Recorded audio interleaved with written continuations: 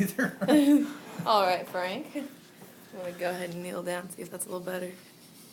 Yeah, that works better. So, where do you work? I work at the Gleaner The Gleaner. Why did you start working at the Gleaner? because I was out of work and they offered me a job. When was this? 1985. Wow. So why did you stay so long? That's a good question. I thought it was going to be just a stepping stone to a larger paper. But in actuality, it was fortuitous circumstance. I've never lived anywhere more than 5 years in my life until I moved to Henderson.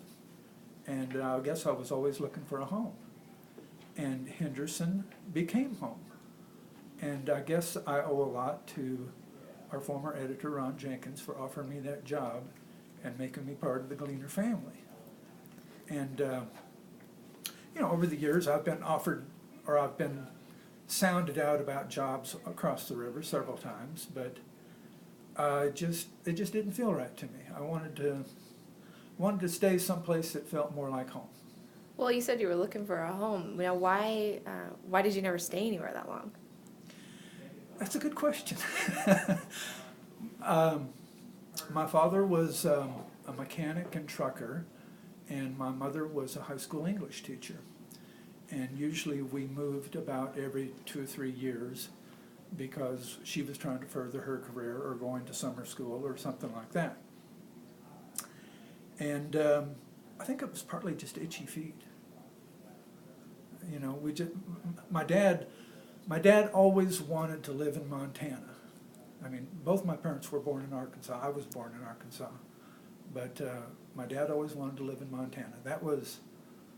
To him, that was a place where men lived.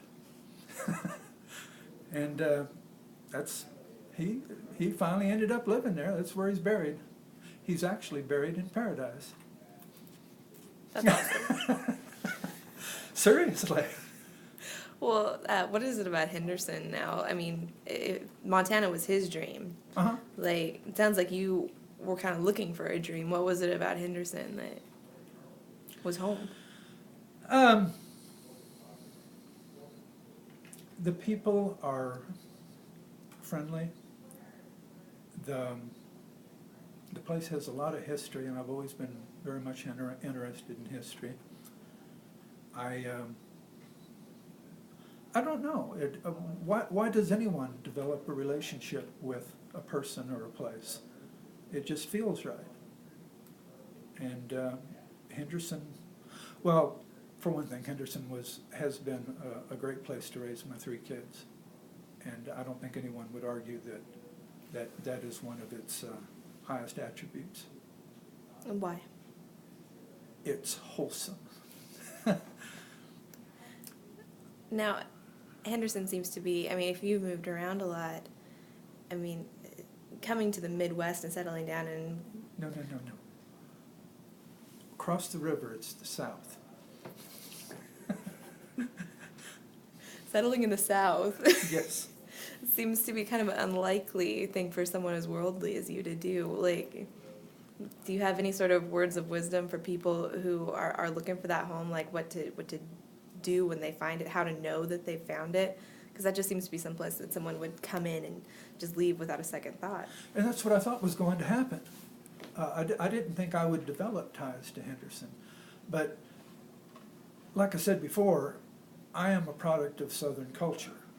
Even though I never spent more than a few months in Arkansas, both my parents, came to adulthood there.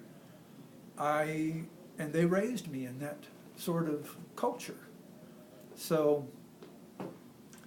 it wasn't so foreign to me. Like, my wife is from Boston, or Boston vicinity, and Henderson was very foreign to her at first.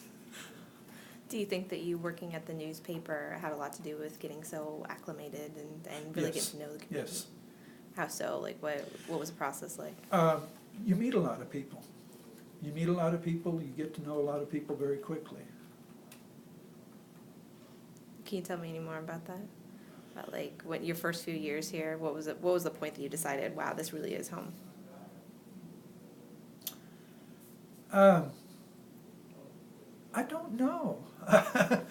I think it was, you know, I guess it must have been about, after we'd been there about 8 years when we decided to buy a house, then it started to feel like home. 8 years. Yeah. Wow. And we should have done it long before that, but Well, I don't think I need anything else.